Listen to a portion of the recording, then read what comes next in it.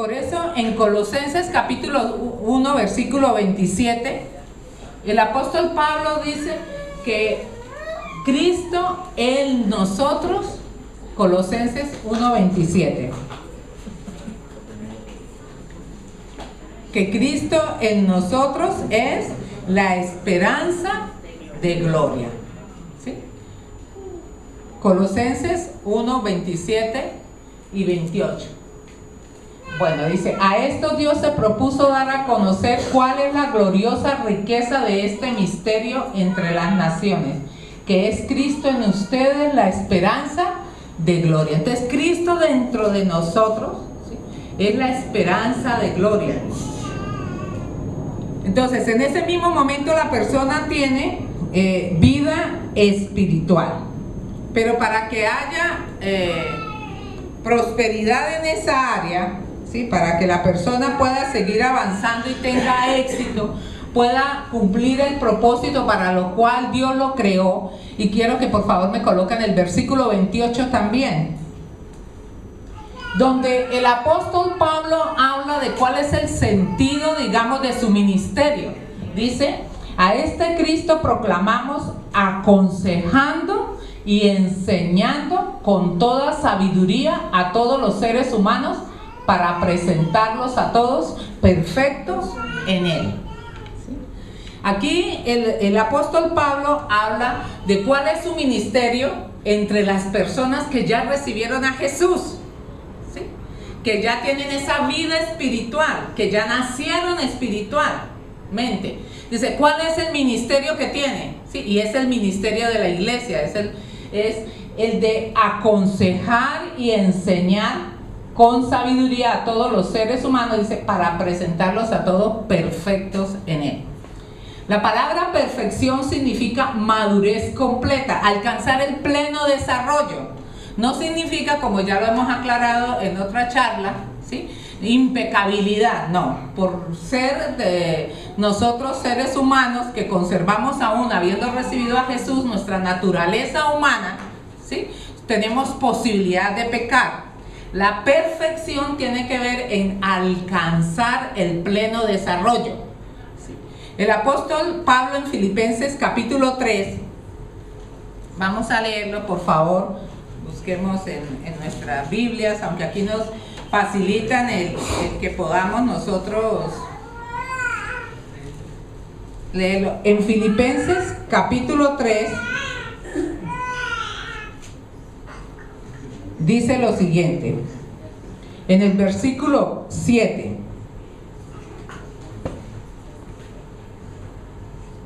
Habla de ese camino en el cual él estaba por alcanzar esa perfección en Jesucristo. A partir del 7 dice, sin embargo, todo aquello que para mí era ganancia, ahora lo considero pérdida por causa de Cristo. Es más, todo lo considero pérdida por razón del incomparable valor de conocer a Cristo Jesús mi Señor. Por Él lo he perdido todo y lo tengo por estiércol a fin de ganar a Cristo y encontrarme unido a Él. No quiero mi propia justicia que procede de la ley, sino la que se obtiene mediante la fe en Cristo, la justicia que procede de Dios basada en la fe. Lo he perdido todo a fin de conocer a Cristo y experimentar el poder que se manifestó en su resurrección, participar en sus sufrimientos, llegar a ser semejante a Él en su muerte. Entonces, aquí el apóstol Pablo estaba expresando que él se había embarcado en una empresa personal, ¿sí?, en alcanzar aquello para lo cual fue alcanzado por Cristo Jesús, ¿sí? Y aquí nos está planteando entonces que a partir de ese conocimiento que tenemos personal de Jesús, a partir de ese momento, de ese encuentro personal con Jesús, cada uno de nosotros tenemos una responsabilidad, ¿sí? Es la de prosperar espiritualmente, ¿sí?, de alcanzar aquello para lo cual fui alcanzado por Cristo, de cada día parecerme más a Él. Pero aquí nos está planteando otra cosa el apóstol Pablo, que en ese proceso de aprendizaje hay muchas cosas que nosotros tenemos que desaprender, ¿sí? Nosotros cuando nacimos físicamente, ¿sí? Ya la palabra de Dios nos dice a través del apóstol Pedro, nos dice que nosotros tenemos una herencia aprendida de nuestros padres. Y lo dice, una vana herencia aprendida de nuestros padres. ¿Por qué esa vana herencia? Generalmente el niño, y eso es así, no generalmente, así es que nos formamos los seres humanos.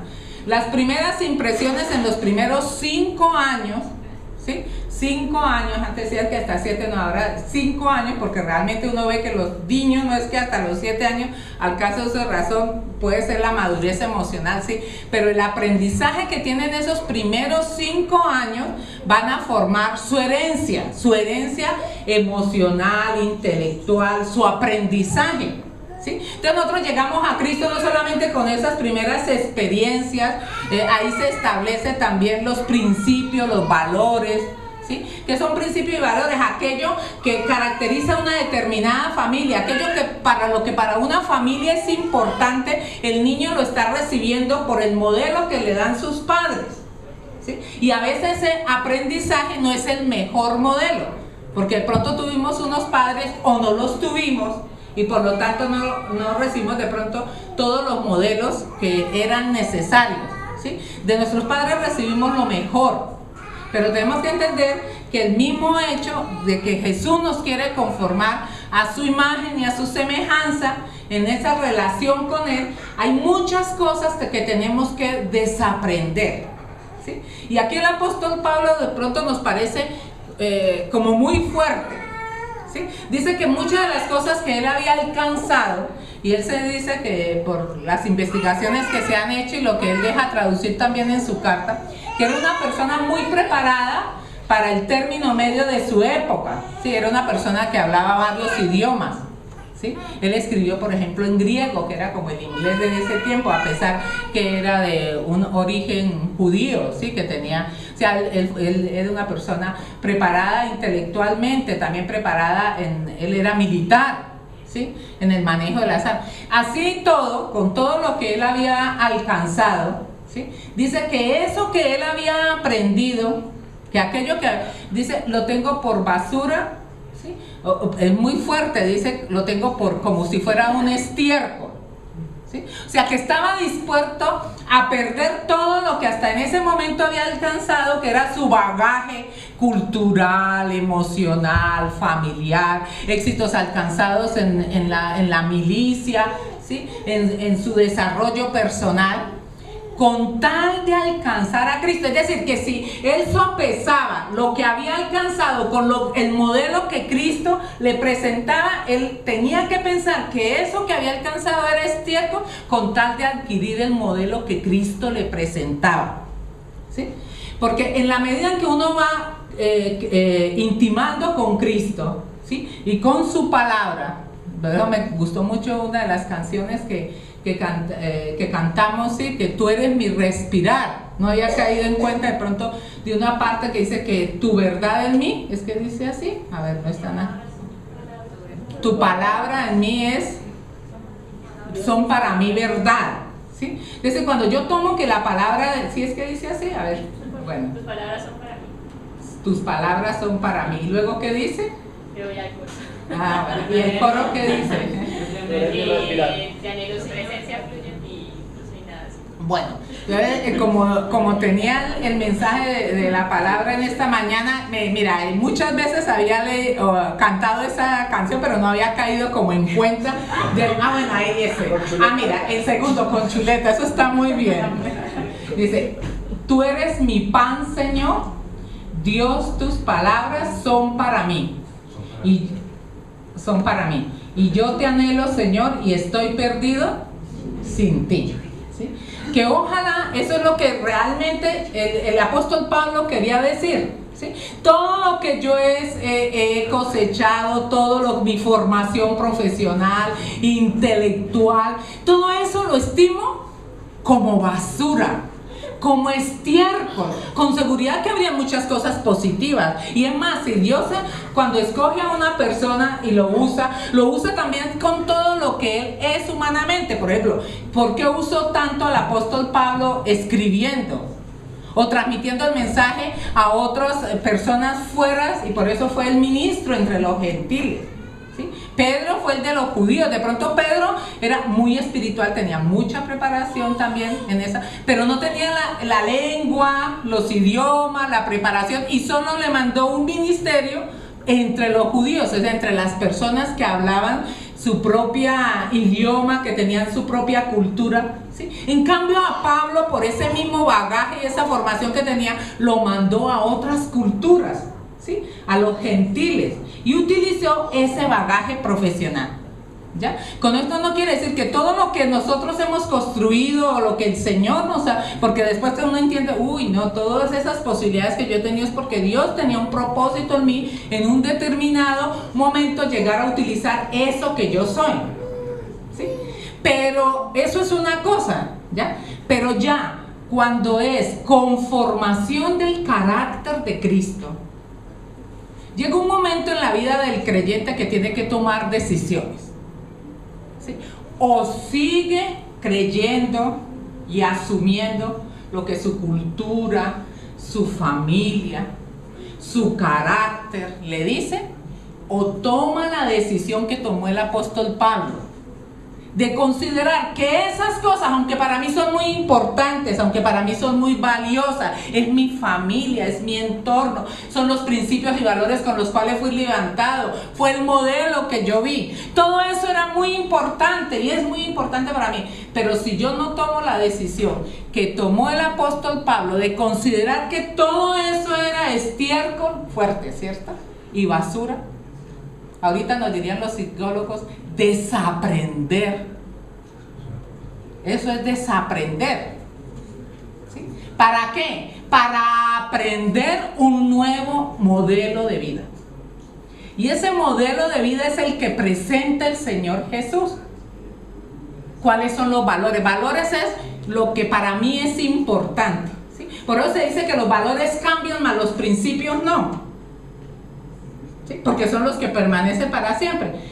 Pero yo soy fruto de valores y de principios. Y si para mí no priorizo lo que el Señor dice, entonces voy a ser un cristiano que no voy a reflejar el carácter de Jesús, ¿sí? Y no voy a prosperar entonces espiritualmente. No dejo de ser cristiano, no. Menos mal que el carácter de ser cristiano, ¿sí? De ser de Jesús y que Él viva en mí, no depende de mis méritos personales, porque es por fe, ¿sí? O sea, la permanencia de Jesús en mi corazón es porque Él es fiel a su palabra, Él cumple su promesa, pero no voy a alcanzar aquello por lo cual fui alcanzado por Cristo. No voy a alcanzar el propósito para lo cual fue creado por el Señor. No voy a disfrutar del diseño de Dios aquí en la tierra. Que nos vamos a ver en el cielo, tal vez sí, claro. No tal vez, sí, porque así lo dice el Señor, que el primer regalo que tiene la persona, además de vivir espiritualmente, de tener vida eterna, ¿sí? Es de que para siempre pasará la eternidad con el Señor. Eso es solo por obra y gracia del Señor.